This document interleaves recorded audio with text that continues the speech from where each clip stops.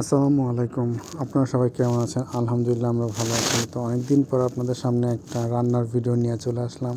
তো আজকের রান্না রইতেছে ইফতারির জন্য রান্না করা হইতেছে। তো আজকে রান্না করব কি জানেন?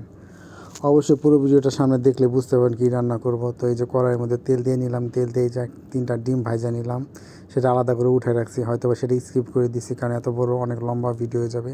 তো সেটার পর কি পেঁয়াজ বেরেস্তা কইরা সেটা উঠায় রাখছি। তো এখানে কাঁচামরিচ দিয়ে দিলাম তেলের মধ্যে, কাঁচামরিচ দিয়ে এখানে কিছু হালকা মশলা দিয়ে দিলাম, বাটা মশলা যেটা আর কি কষানোর জন্য দিলাম। আর এখানে চাট মশলা কিংবা ম্যাগি মশলা যেটা বলে ওইটাও আর কি দিয়ে দিলাম।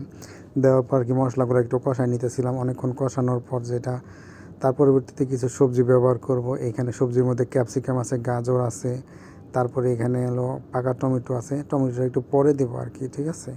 তো এগুলো আগে প্রথমে একটু হালকা হাফ সিদ্ধ করে নিব। হাফ সিদ্ধ করে এটাকে ভালো মতো কষায় নিতে হবে, কারণ নয়তো কাঁচা কাঁচা একটু গন্ধ করবে, ঠিক আছে? আর ক্যাপসিকামের গন্ধটা কাঁচা অবস্থায় কেমন জানি আমার কাছে অতটা ভালো লাগে না। কার কাছে কেমন লাগে না লাগে জানি না, কিন্তু আমার মা পছন্দ করে না হয়তো বা কাঁচা কাঁচা কোনো জিনিস, সেই জন্য একটু ভালো মতো সিদ্ধ করে নিতে হবে। তো এখানে কিছু গরম মশলার যেই গুঁড়া মশলাটা ছিল, অনেক প্রকার মশলা স্পেশাল আমাদের বাসায় বানানো, সেই মশলাটা দিয়ে একটু কষায় নিতেছিলাম। আর এখানে গাজর ক্যাপসিকাম ওইগুলো যখন হয়ে গেছে তখন এখানে টমেটোটা দিলাম। আর এখানে এই যে প্রথমে যে ডিমগুলো ভাজে রাখলাম, তো সেই ভাজা ডিমটাও দিয়ে দিলাম। আর এই যে এখানে দেখেন রান্না করা ভাত, সেটাও দিয়ে দিলাম। তো অবশ্যই আপনারা বুঝতে পারছেন কী রান্না করতেছি, যেটা হইতেছে আমাদের বাঙালি ভাষায় বলা হয় ভাত ভাজা। আর এইখানে স্পেশালভাবে বলা হয় যেটার নাম দেওয়া হয়েছে ফ্রাইড রাইস, ঠিক আছে? তো আজকে আমাদের বাসায় ফ্রাইড রাইস খাওয়ার জন্য হয়েছে যে জিজ্ঞাসা করা হয়েছে কে কী খাবে, তো ফ্রাইড রাইসের ভোট হয়েছে। তো সেই জন্য আর কি আজকে ফ্রাইড রাইস রান্না করা হইতেছে। কড়াইয়ের মধ্যে জায়গা হইতেছিল না, নাড়তে অসুবিধা হইতেছিল, পড়ে যেতেছিল। সেজন্য আর কি এই রাইস কুকারের যে পাতিলাগুলো ওগুলোর মধ্যে নিয়ে নিছি। এখানে দেখেন নাড়া দিতে অনেক সুবিধা হইতেছে।